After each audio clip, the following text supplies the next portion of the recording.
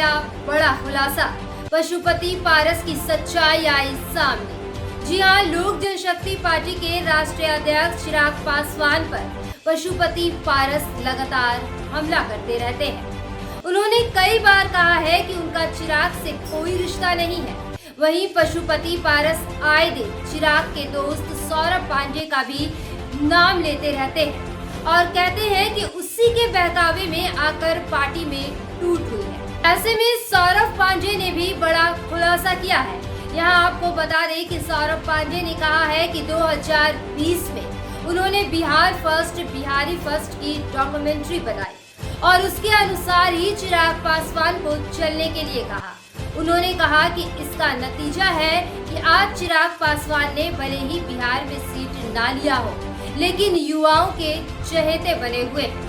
सौरभ पांडे ने कहा कि जब चिराग पासवान ने ये निर्णय लिया कि वे अकेले चुनाव लड़ेंगे तो उस वक्त उनके चाचा पशुपति पारस गुस्सा भी हुए थे।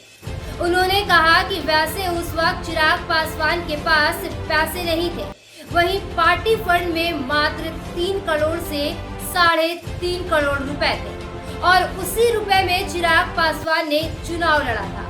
सौरभ पांडे ने कहा कि मात्र 3.5 करोड़ रुपए में चिराग पासवान नीतीश कुमार को 80 सीट से 43 पर लाकर खड़ा कर दिया था।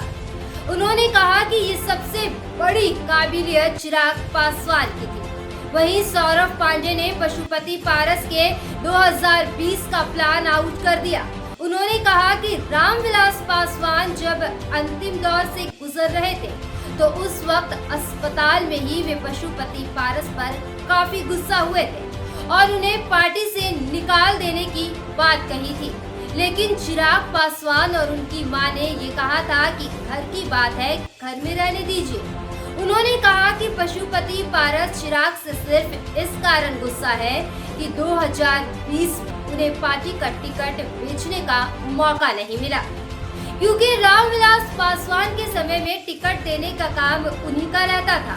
इसके साथ ही चिराग पासवान की तारीफ करते हुए सौरभ पांडे ने कहा कि चिराग आज रामविलास पासवान से भी ऊपर उठ चुके हैं।